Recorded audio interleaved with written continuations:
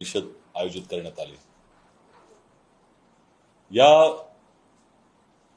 महायुती सरकारच्या कालावधीमध्ये जी बेफिकिरी प्रशासनामध्ये दिसते, जबाबदारीचा अभाव, असंवेदनशीलता आणि माणुसकी शून्य कारभार दिसतोय, तो विविध प्रकरणांमधनं सातत्यानं प्रकट होतो। आणि या सरकारमध्ये एखादी घटना झाली, त्याच्यामध्ये मनुष्यहानी झाली, त्यानंतर त्याची जबाबदारी घेतली जात नाही। आणि अशा वेळेला राणा भीमदेवी थाटामध्ये घोषणा द्यायच्या, लोकांची दिशाभूल करण्याचा प्रयत्न करायचा, सरकार किती कार्यक्षम आहे दाखवण्याचा प्रयत्न करायचा। परंतु जशी ती घटना होऊन गेली आणि लोकांच्या विस्मृतीमध्ये गेली की अपराध्यांना मोकळी सूट दिली जाते, गुन्हेगारीचं साम्राज्य प्रत्येक ठिकाणी मोठ्या प्रमाणामध्ये वाढलेलं आहे आणि खऱ्या अर्थानं राजकीय पाठबळ या गुन्हेगारांना मिळते, अशाच तऱ्हेची धारणा संपूर्ण महाराष्ट्रामध्ये होते। महाराष्ट्र हे पुरोगामी राज्य आहे, कायदा सुव्यवस्था असेल, लोकशाही व्यवस्था असेल, देशाला आदर्श घालून देणारं राज्य। देशामध्ये अन्य राज्य महाराष्ट्राची प्रेरणा घेतात, महाराष्ट्राचा आदर्श घेतात, अशी परिस्थिती आतापर्यंत होती। परंतु दुर्दैवानं 2014 नंतर ही परिस्थिती बदललेली आहे। आज हे गुन्हेगारीचं राज्य झालेलं आहे। महिलांच्या वरती अत्याचार असतील किंवा इतर अनेक गुन्हेगारी घटना असतील, महाराष्ट्राचं नाव हे वरच्या श्रेणीवर दिसतंय आणि ह्याचं संपूर्ण त्या ठिकाणी कारण हे महायुती सरकार आहे। आताच 5-6 दिवसापूर्वी पुण्यामध्ये पिंपरी चिंचवडमध्ये ज्या पद्धतीची घटना घडली, अवैध दारूच्या सेवनानं जवळपास 22 लोकांचे प्राण गेले आणि या प्रकरणामध्ये पुन्हा त्याच पद्धतीनं मुख्यमंत्री देवेंद्र फडणवीस यांनी सांगितलं, कोणालाही सोडणार नाही, प्रत्येकावरती कारवाई करू, पाळं मुळं खणून काढू। आता या घोषणांचा उबग आलेला आहे आणि या 6 दिवसामध्ये अचानकपणे प्रत्येक ठिकाणी कारवाईचे बडगे उचलले जात आहेत। ही कारवाई होते, सीआयडीची त्या ठिकाणी नियुक्ती करण्यात आली। कालच मी पत्रकार एक प्रेस नोट जी आहे ती अन्न व औषध प्रशासनातर्फे जाहीर करण्यात आलेली आहे आणि त्या 3 मुद्दे त्यांनी जे सांगितले त्यानं मला थोडासा आश्चर्याचा धक्का बसला। ही कारवाई होते त्याचं आम्ही स्वागतच करतो, परंतु त्या 3 मुद्द्यांवरती निश्चितपणे चर्चा होण्याची आवश्यकता आहे। पहिलं त्यांनी असं म्हटलं की भिवंडी येथे रेक्स इंटरनॅशनल या परवानाधारक संस्थेविरुद्ध धडक कारवाई केली असून 5229 किलो संशयित मिथेनॉल या विषारी द्रव्याचा रुपये 3,60,000 किमतीचा साठा जप्त केला आहे व गाळा सील केला। संबंधितांवरती गुन्हा दाखल केला। पुढचं वाक्य त्यांनी असं वापरलं, जनतेच्या आरोग्याशी खेळ करणाऱ्या कोणत्याही व्यक्ती आणि संस्थेविरुद्ध शासनाकडून कडक कारवाई करण्यात येत आहे। तिसरा मुद्दा, औषधे व सौंदर्य प्रसाधने कायदा 1940 व इतर अनुषंगिक कायदे व नियमांचे उल्लंघन करणाऱ्या विरोधात यापुढे थेट कारवाई करण्यात येईल। यापुढे आतापर्यंत का झाली नाही? ही तुम्हाला कारवाई करायला कोणी थांबवलं होतं? आणि महाराष्ट्रामध्ये ही काही आगंतुक घटना पहिल्यांदा घडलेली नाही आणि म्हणूनच आमचा हा प्रश्न त्या ठिकाणी आहे की याच सरकारच्या देखरेखीखाली, या सरकारच्या अखत्यारीखाली 2015 साली मालाड मालवणी येथे अशाच तऱ्हेचा अवैध दारूच्या सेवनानं 106 लोक गेले होते। 106 लोक। आणि दोन्ही घटना ज्या झाल्यात, पुण्याची घटना झाली आणि मालवणीची घटना झाली, या दोन्ही घटनेचं ज्या वेळेला होते त्यावेळेला सरकार कोणाचं आहे? मुख्यमंत्री कोण आहेत? गृहमंत्री कोण आहेत? एकच आहेत। देवेंद्र फडणवीसजी त्यावेळेला मुख्यमंत्री होते, त्यावेळेला गृहमंत्री होते, आताही मुख्यमंत्री आहेत, आताही गृहमंत्री आहेत। बरं, यानंतर जी मालवणीची घटना झाल्यानंतर राज्य सरकारनं मुख्य सचिवांच्या अध्यक्षतेखाली एक समिती नेमली होती आणि त्या समितीनं या संपूर्ण घटनेचा अहवाल दिला होता राज्य सरकारकडे आणि पुढे अशा तऱ्हेच्या घटना होऊ नयेत यासाठी शिफारसी दिल्या होत्या.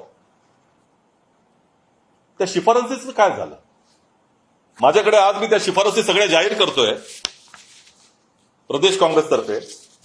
हे आमच्याकडे पत्र आहे 17 फेब्रुवारी 2022 राज्याच्या गृह विभागाने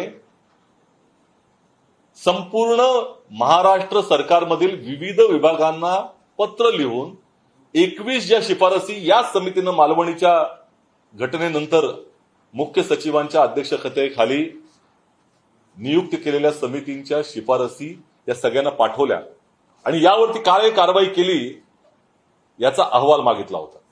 या शिफारसी आजही आपल्या सगळ्यांसमोर उपलब्ध आहेत.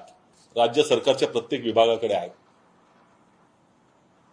आणि या 21 शिफारसी जर तुम्ही त्याचा अभ्यास केलात तर त्यांनी प्रत्येक विभागाला हे पाठवलेलं आहे. म्हणजे महसूल व वन विभाग, सार्वजनिक आरोग्य विभाग, सामाजिक न्याय विभाग, वैद्यकीय शिक्षण व औषधी द्रव्य विभाग, पोलीस महासंचालक महाराष्ट्र राज्य, कारण हा गुन्हेगारीचा विषय संबंधित आहे, त्यांना पाठवले. आयुक्त अन्न व औषध प्रशासन फूड अँड ड्रग्सला डिपार्टमेंटला पाठवले, ज्यांच्यावरती आता आपण पाहतोय त्यांची प्रेस नोट, त्यांच्या कारवाई बघतोय आता. राज्य उत्पादन शुल्क एक्साईज विभागाला हे पाठवलेलं आहे. आरोग्य सेवा संचालनालयाला पाठवलेलं आहे. आणि या सगळ्या शिफारसी कोणत्या कोणत्या विभागाशी निगडीत आहेत त्याचं देखील त्या ठिकाणी त्यांनी उल्लेख केलेला आहे. म्हणजे त्या विभागाने या केलेल्या शिफारसी या समितीच्या त्याचा त्या ठिकाणी काय अवलंब केला तुम्ही याची माहिती देण्यात यावी आणि याच्यावरती काय कारवाई केली तुम्ही हे सांगावं. तर ह्या शिफारसी 2015च्या त्या घटनेनंतर ज्या झाल्या त्याच्यामध्ये सगळ्यात महत्वाची शिफारस जी आहे जी त्यांनी वैद्यकीय शिक्षण आणि आयुक्त एनडीएला पाठवलेली आहे, ज्याच्यावरती आता म्हणतात हे की आम्ही धडक कारवाई करतोय. त्यांनी काय म्हटलेलं आहे की महाराष्ट्र विष अधिनियम 1972 यामध्ये आवश्यक ते बदल करून विषद्रव्य कायदा 1919 या कायद्यामध्ये आवश्यक ते बदल करून नियमनाच्या तरतुदी करणे आवश्यक आहे. अन्न व औषध प्रशासनाने विभागाने जाहीर केलेली अधिसूचना 21/11च्या तरतुदीचे कठोरपणे पालन होईल हे तुम्ही पहा. मिथेनॉल निर्मितीपासून ते शेवटच्या वापरापर्यंत अन्न व औषध प्रशासनाचे नियंत्रण राहील अशा प्रकारच्या तरतुदी करण्याचा प्रस्ताव राज्य शासन आणि केंद्र शासनाच्या मंजुरीसाठी पाठपुरावा करावा.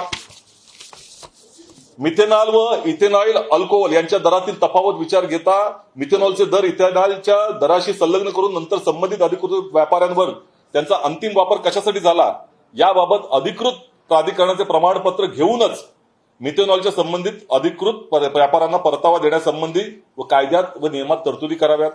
मिथेनॉल सहजपणे कोणालाही उपलब्ध होणार नाही यासाठी विषद्रव्य कायदा 1919 व महाराष्ट्र विष कायदा 1972 मध्ये आवश्यक त्या तरतुदी कराव्यात.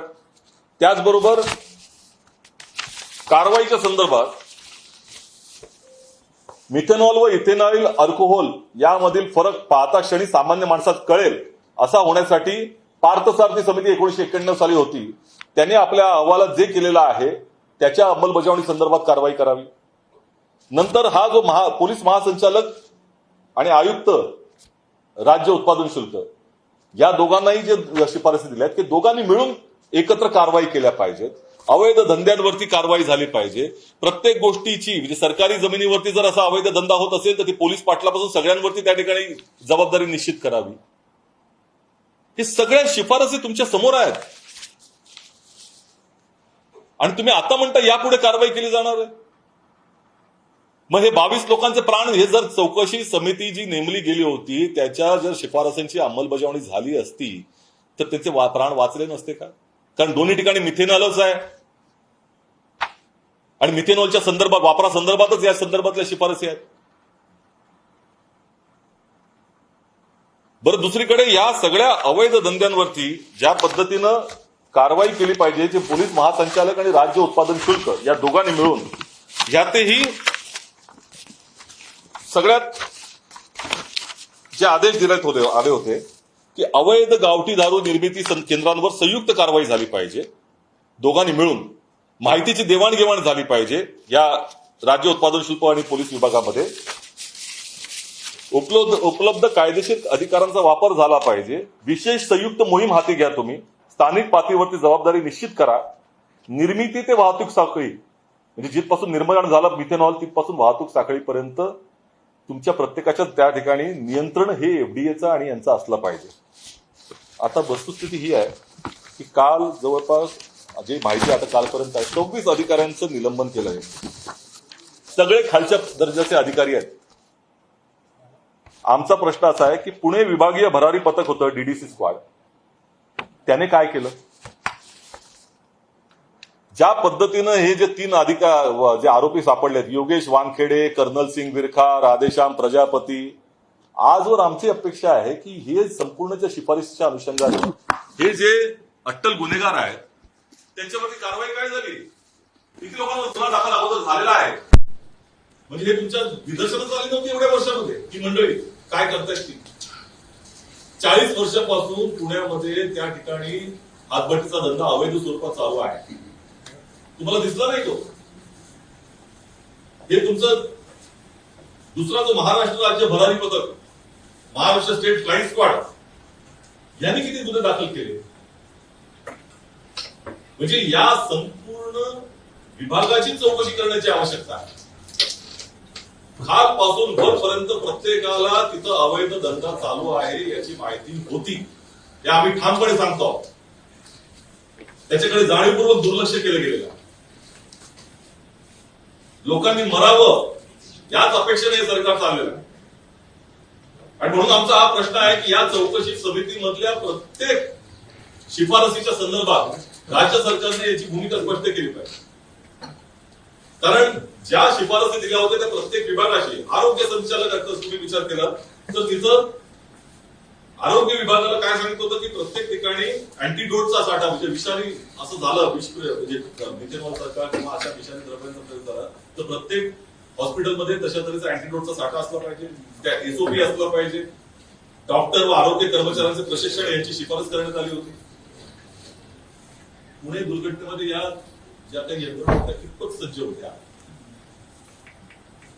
म्हणजे ज्या पद्धतीनं या सर्व विभागांनी याकडे दुर्लक्ष केलंय याचा अर्थ राज्य सरकार प्रत्येक विभागामध्ये सपशेल अपयशी ठरलेला आहे.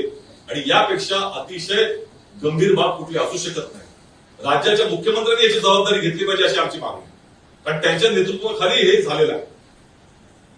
त्यामुळे आज त्याच्यावरती ज्या पद्धतीनं लिपापोती करण्याचा प्रयत्न चालला तो आम्हाला अमान्य आहे.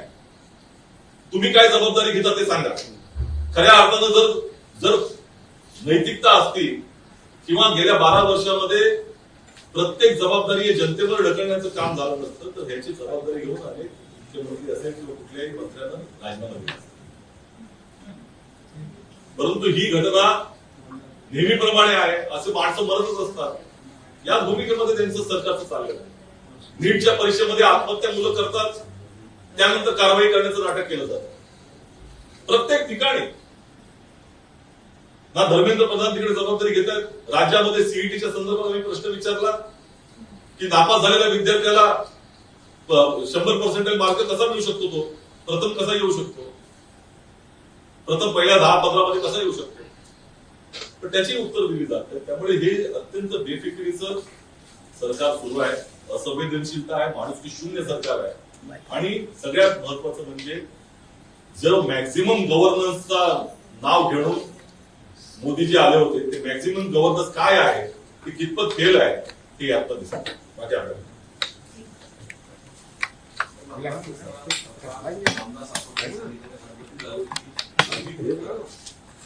आता त्यांनी जो मत मांडलेला आहे त्याच्याबद्दल सरकारनं काय म्हटलं हे महत्वाचं आहे ना. सरकारनं उत्तर द्यावं त्याचं. मागणीमध्ये अजूनही बऱ्याच ठिकाणी अशा प्रकारची प्रकरणं सुरू आहे. सरकार कुठेतरी सगळे कंट्रोल करण्यामध्ये अपयशी निश्चितपणे. म्हणजे कालच त्यांनी जो फूड अँड ड्रग ऍडमिनिस्ट्रेशनचा जो आपण पाहिलं तर जो त्यांनी आता कारवाई केली आणि अवैध साठा अजून मिळाला त्यांना, हे लक्षात घ्या. याचा अर्थ अवैध साठा आहे तिथं, तुमचं लक्ष नाहीये. आणि तुम्ही आता कारवाई करते, धडक कारवाई करणार, यापुढे आम्ही त्याच्यावरती शासन करणार. अगोदर काय केलं आतापर्यंत? ही घटना होऊ नये यासाठी तुम्ही काय केलं? आणि ही काही आगंतुक नाहीये, अगोदर घडलेली घटना आहे, तुमच्या समोर त्याचा धडा आहे. तुम्ही काय शिकलात त्या धड्यातनं? हे तर जनतेसमोर आलं पाहिजे की या घटनेनंतर ही पावलं उचलली, त्यामुळे या घटना होणाऱ्या आम्ही टाळल्या नाहीये. त्याच घटना सातत्यानं घडत आहेत. तेच मिथेनॉल आहे, तेच मुख्यमंत्री आहेत, तेच गृहमंत्री आहेत. छापेमारी करण्यात आली आहे असं असताना आता तुकाराम मुंडे यांची बदली होणार. आता त्या संदर्भामध्ये मला असं वाटतं की खऱ्या अर्थानं या सरकारमध्ये काम करणाऱ्या लोकांना थांबवलं जातं, एवढं निश्चित आहे. आणि जे बेकायदेशीर कामांना संरक्षण देतात त्यांना संरक्षण दिलं जातं. आज तुम्ही पाहताय पालीची जशी शेपटी तुडावी तिच्यावरती आक्रमण झाल्यानंतर तशा पद्धतीनं काही निवडक अधिकाऱ्यांच्या बदल्या करायचे स्टँडर्ड ऑपरेटिंग प्रोटोकॉल झालेला आहे, प्रोसिजर झालेला, एसओपी झालेला आहे सरकार. परंतु खरे जे गुन्हेगार आहेत ते संपूर्ण राज्य सरकार गुन्हेगार आहे. कारण राजकारण्यांपासून हे जे सत्ताधारी आहेत तिथपासून ते खालच्या अधिकाऱ्यापर्यंत सगळ्यांना माहिती आहे की अवैध दारूचं चाललेलं आहे. अशी कुठलीही घटना नाही आहे किंवा घटली अशा तऱ्हेचं कुठलंही कृत्य होऊ शकत नाही जे सरकारला माहिती आहे. परंतु छोट्या छोट्या अधिकाऱ्यांवरती कारवाई करायच्या आणि नंतर हातवरती करायचं. विधान परिषदेच्या निवडणुका आता काही उमेदवारांनी आपल्या बऱ्याचशा माघार घेतलेली आहे. उमेदवार या देशाच्या लोकशाहीवरती आक्रमण किती गंभीर आहे हे निश्चितपणे आता दिसतंय. आणि हे गेले 12 वर्ष पाहतोय आपण, काही आगंतुक घटना नाही. विविध निवडणुकांमध्ये हे आपण पाहिलं, आमदारांना फोडणं, आमदारांची मतं पळवणं, त्याच्यासाठी दबाव आणणं किंवा आमिष दाखवणं. आज या पद्धतीनं सगळ्यात जगातली श्रीमंत पक्ष जो आहे तो श्रीमंत पक्ष त्याच सामदाम दंडभेदाचा वापर करतोय आणि आमिष दाखवली जातात. ही निश्चित नाही. आमच्याकडच्या 2 लोकांवरती आम्ही कारवाई केलेली आहे, त्यांच्यावर त्यांचं निलंबन केलेलं आहे. आणि त्यामुळे पक्ष शेवटी या लोकशाहीवरच्या आक्रमणाचा मुकाबला करत राहणार आहे याची टेन्शन नाही. सरकारला आधी रावसाहेब यांनी पक्षाचा विश्वासघात केला. साहेबराव कांबळे त्यांना पक्ष निलंबित केलेला आहे. त्यामुळे पक्षाच्या विरोधामध्ये कारवाई केली, पक्षाचा विश्वासघात केला, ही सगळी जी काही आरोप तुम्ही जिची गणना करा त्याच्या अनुसरूनच ही कारवाई झाली. प्रत्येक उमेदवाराला 200 कोटीची ऑफर. एक खोक्याचं सरकार आहे.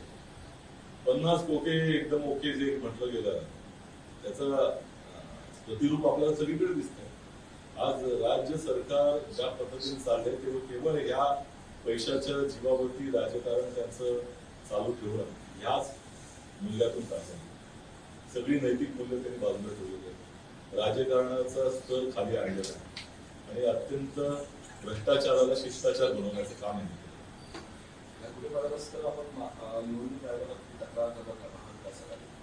या संदर्भामध्ये आता जी काही कायदेशीर बाबी आहेत ज्या त्या शक्य आहेत तोपर्यंत आपण त्याच्यावरती कारवाई व्हावी अशीच आमची अपेक्षा असणार आहे. निवडणूक आयोगानं सुमोठो कारवाई केली पाहिजे. घोडेबाजार होऊ नये या भूमिकेमध्ये निवडणूक आयोग असला पाहिजे. परंतु निवडणूक आयोगाकडनं काय अपेक्षा करणार आहे? गेल्या 12 वर्षामध्ये त्यांच्या डोळ्यासमोर या जसं दुःशासन आणि दुर्योधन ज्या पद्धतीनं वस्त्रहरण करत होते आणि सगळी जी सभा बसली होती तशी तसंच बसलेलं आहे.